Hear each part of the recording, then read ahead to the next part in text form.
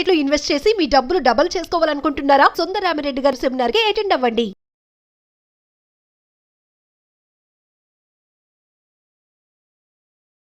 నమస్కారం సుందరరామిరెడ్డి గారు. నమస్తే సార్. గోల్డ్ రేట్స్ అనేవి ఎందుకు డ్రాప్ అవుతున్నాయి?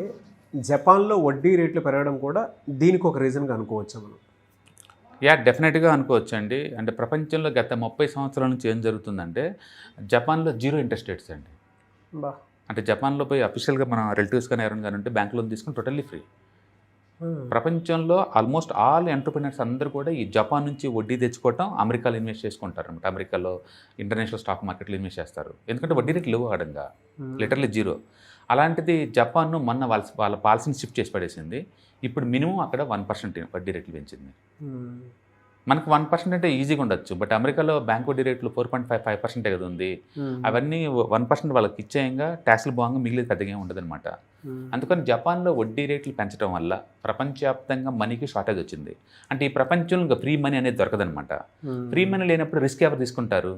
అందుకని బిట్ కాయిన్ డ్రాప్ అవుతుంది. ఓకే, ప్రపంచవ్యాప్తంగా ఇప్పుడు ఏం జరుగుతుందంటే హార్మోజ్ జలసంధిలో ఉన్న ఇష్యూస్ వల్ల సడన్గా అన్ని గవర్నమెంట్స్ గోల్డ్ లేదు డాలర్స్ కావాల్సి వచ్చినాయి. మొన్నటి వరకేమో ప్రతి సెంట్రల్ బ్యాంక్ కూడా డాలర్ బదులు గోల్డ్ని స్టోర్ చేసుకుంటూ వస్తున్నాయి. ఇప్పుడేమవుతుంది, సడన్గా ఇంటర్నేషనల్ డిస్టర్బెన్స్ వచ్చేసరికల్లా కొత్త ప్లేస్ నుంచి ఆయిల్ కొనాల్సి వస్తుంది. ప్రపంచవ్యాప్తంగా మొట్టమొదటి నుంచి కూడా మన పెట్రోల్ డాలర్ అంటారు, అంటే పెట్రోల్ని డాలర్లోనే కొనాలని దాని మీనింగ్ అనమాట. ఇప్పుడు దాంట్లో అందరు పోటీ పడుతున్నారు, మాకు పెట్రోల్ కావాలని మాట్లాడారు. ఎందుకంటే రేట్లు బాగా పెరిగిన సరికల్లా ఈ రేట్లు పెరిగేసరికి డబ్బు కోసం ఏం చేశారంటే ఉన్న గోల్డ్ని అమ్మడం ఏం చేశారు. ఓకే, రెండోది ప్రాఫిట్లో ఉంది ఆల్రెడీ గోల్డ్. లాస్ట్ 1 yearలో గోల్డ్ లిటరల్లీ అది 70% పెరిగింది. అదే అన్నిటికన్నా ప్రాఫిట్లో ఉన్న ఎసెట్ క్లాస్ ఈ పాయింట్ ఆఫ్ టైంలో ఏముందంటే గోల్డ్ సిల్వర్లో ఉన్నాయి. అందుకని సెంట్రల్ బ్యాంక్స్ వాళ్ళు ఎంతకంత డిస్పోజ్ చేసేసి డాలర్లో మార్చుకుంటున్నారు. పబ్లిక్ కూడా లేదు, అన్నిటికన్నా ప్రాఫిట్ వచ్చిన అసెట్ క్లాస్ అదే కాబట్టి ఎంతకంత ప్రాఫిట్ బుక్ చేస్తున్నారు. అందుకే జనవరిలో అది 1,80,000 ఉండేది 10 గ్రాముల గోల్డ్. ఇప్పుడు కాస్త 1,40,000 వచ్చేసింది అది. ఎందుకంటే ప్రాఫిట్ ఎక్కువ ఉంది కాబట్టి బుక్ చేసుకుంటున్నారు. అంటే ప్రపంచవ్యాప్తంగా ఈ పెట్రోల్ రేట్లు పెరగడం వల్ల ఈ డబ్బంతా కాతుకుతూ డాలర్లో కావాలి కాబట్టి డాలర్లకు మార్చుకుంటున్నారు. మనం యూజువల్గా ఏంటంటే బంగారాన్ని విలువని మనం లెక్కేసేటప్పుడు పెట్రోల్ మనం డాలర్లో చూస్తాం. ఇప్పుడు డాలరే డిమాండ్ క్రియేట్ చేస్తుంది దానికి. ఇప్పుడు ఏమవుతుంది, జపాన్లో వడ్డీ రేట్లు పెంచేసరికల్లా వాళ్ళ డబ్బులు వాళ్ళు తిరిగి ఇచ్చేయాలి కాబట్టి వడ్డీ రేట్లు కట్టలేని అందరూ తిరిగి ఎంతకంత అమ్మేసుకుంటూ పోతున్నారు గోల్డ్ని. ఎందుకంటే ఉన్న అసెట్ కాతుకుతూ ప్రాఫిట్లో ఉంది గోల్డే. అండ్ బిట్ కాయిన్ కూడా 1 yearలో ఉందండి. బిట్ కాయిన్ లాస్ట్ 1 yearలో 32% డ్రాప్ అయింది. 1 yearలో 32%. అది అమ్మడానికి దాంట్లో ఏం లేదు. ఇంకా స్టాక్స్ ఉన్నాయంటే అవి కూడా అప్ అండ్ డౌన్ అవుతూ ఉన్నాయి. అందుకని ఉన్నట్లు అసెట్లు అంటే ఇప్పుడు నేను నాకు డెట్ ఫండ్స్ ఉన్నాయి అనుకోండి ఎంతకంత వడ్డీ వస్తూ ఉంటుంది. రియల్ ఎస్టేట్ ఉందనుకోండి ఎంతకంత రెంటల్ వస్తూ ఉంటుంది. అంటే స్టాక్స్ ఉన్నాయి అనుకోండి ఎంతకంత డివిడెండ్ వస్తూ ఉంటాయి. అంటే ఏదో ఒక సెకండ్ ఇన్కమ్ ఉంది. గోల్డ్లో అలాంటివి ఉండవండి. రేటు పెరగడం ఒకటే, బాగా పెరిగి ఉంది కాబట్టి this is the right time to book the profits అనమాట. అందుకని వాళ్ళు ప్రాఫిట్ బుక్ చేసుకున్నారు. ఆ లెక్కన ప్రపంచవ్యాప్తంగా ఈ గోల్డ్కి ప్రాఫిట్ బుకింగ్ చేసుకున్న వాళ్ళు ముందుంట్లో ఉండటం వల్ల అది పట్టణం స్టార్ట్ అవుతుంది. అంటే జపాన్లో వడ్డీ రేట్లు పెరగడం కూడా ఒక రీజన్ అయి ఉండొచ్చు. బట్ అన్నిటికన్నా మించి అమెరికన్ ఎకానమీ చాలా స్ట్రాంగ్గా ఉంది.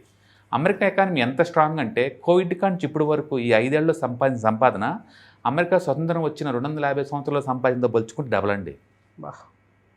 మొత్తం సంపాదనతో పోల్చుకుంటే 5 ఏళ్ళు సంపాదించింది డబల్ అనమాట. అంత ఎక్కువ సంపాదిస్తున్నారు. అందుకని ఎకానమీ చాలా స్ట్రాంగ్గా ఉంది. మన వాళ్ళందరూ ఏఐ బబుల్స్ అయ్యి అంటున్నారు కానీ ఎకానమీ చాలా స్ట్రాంగ్ ఉంది. అందుకని వడ్డీ రేట్లు తగ్గించే ఛాన్సే లేదు. అదే విషయం వాళ్ళు చెప్తున్నారు సెంట్రల్ బ్యాంక్ వాళ్ళు, ఫెడ్ బ్యాంక్ వాళ్ళు.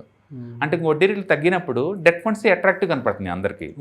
అందుకని ప్రపంచవ్యాప్తంగా డెట్ ఫండ్స్లో పెట్టేవాళ్ళు ఈ అన్సర్టెనిటీస్ తప్పించుకుందాం అనుకునే వాళ్ళకి డెట్ ఫండ్స్ దిక్కవుతుంది.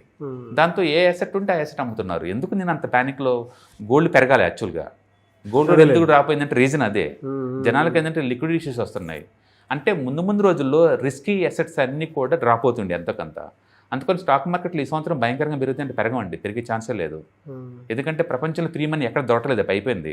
ఇప్పుడు దాకా జపాన్ పంప్ చేసింది అందరికీ. ఇప్పటి నుంచి జపాన్ తీసుకుంటుంది బ్యాక్. జపాన్ మళ్ళీ బ్యాక్ తీసుకుంటుంది, వాళ్ళు పాలసీని షిఫ్ట్ చేశారు. అర్థమైంది. అందుకని ముందు రోజుల్లో కూడా గోల్డ్, సిల్వరు, బిట్ కాయిన్ ఫాస్ట్గా పెరుగుతాయి అంటే ఫాస్ట్గా ఏం పెరగమండి.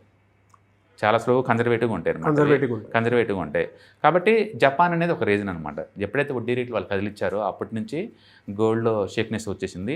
దానిలో అమెరికాలో ఎకానమీ చాలా స్ట్రాంగ్ ఉండేసరికల్లా వడ్డీ రేట్లు తగ్గించే ఛాన్స్ లేదనిపిస్తుంది.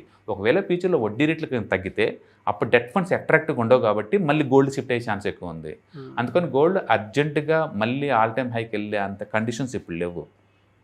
ఓకే, రెండోది హార్మోజ్ జలసంధి అండ్ సెటిలైట్ థింగ్స్ కూడా కనపట్లేదు ఇక్కడ. ఎందుకంటే ఈ అమెరికా వర్సెస్ ఇరాన్ యుద్ధం ఫుల్ స్టాప్ ఖచ్చితంగా ఎప్పుడు పెడతారో ఎవరికి తెలియట్లేదు. ఈ అన్సర్టనిటీలో లిక్విడ్ క్యాష్ ఉంచుకుంటే ఏ గొడవ లేదు కదా మిగతా అసెట్స్తో పోల్చుకుంటే. అందుకని బాగా ప్రాఫిట్లో ఉన్న అసెట్స్ అని బుక్ చేసుకుంటూ పోతున్నారు. అటు జపాన్లో వడ్డీ రేట్లు పెరుగుతున్నాయి. అందుకని డెట్ ఫండ్స్లో ఎక్కడ కూడా తగ్గుతాయి అనే కాన్సెప్ట్ లేదనమాట. అందుకని ప్రపంచవ్యాప్తంగా అన్ని చోట్ల కూడా వడ్డీ రేట్లు పెరిగే ఛాన్స్ ఉంది తప్ప తగ్గించే పరిస్థితి కనిపించడం లేదు. కాబట్టి గోల్డ్ ఇంకా ఫర్దర్ డ్రాప్ అయ్యే ఛాన్స్ తప్ప టూ మచ్ ఫాస్ట్గా పెరిగే ఛాన్స్ లేదు. ఎవరికైనా కావాలంటే ఎస్ఐపి ఫార్మేట్లో కొనుక్కున్నాం అనుకో 4 ఇన్స్టాల్మెంట్లో మనకి యావరేజ్ అవుతూ ఉంటుంది. కొంచెం ప్రాఫిట్లు వచ్చినప్పుడు అమ్ముకోవచ్చు. బట్ సింగిల్ టైం పెట్టి మనీ మేక్ చేసుకుందాం అనుకుంటే కనుక చాలా టఫ్ ఆ ఏరియాలో కనుక. Very good information. Thank you sir. Hi, one day class room ఎన్విరాన్మెంట్లో ఆఫ్లైన్ వెబినార్ జరగబోతుంది. అండ్ ఇంట్రెస్ట్ ఉన్న పార్టిసిపెంట్స్ ఈ కింద స్కూల్ అవుతున్న నెంబర్కి రింగ్ చేసుకొని సీట్ బుక్ చేసుకోండి. దీంట్లో ETFs, index funds and mutual funds మీద completely and hand holding experience మీకు ప్రొవైడ్ చేయబడుతుంది. దీని ద్వారా ఏంటంటే మనం అసెట్స్ని స్టాక్ మార్కెట్లో ఎలా మేనేజ్ చేసుకోవాలి, ఎలా గ్రో చేసుకోవాలి, ఎలా ప్రొటెక్ట్ చేసుకోవాలో అంటే ప్రాక్టికల్గా నేర్చుకుంటారు. కాబట్టి ఇంట్రెస్ట్ ఉన్న పార్టిసిపెంట్స్ కింద స్క్రోల్ అవుతున్న నెంబర్కి పింగ్ చేసి సీటు రిజర్వ్ చేసుకోండి. Thank you.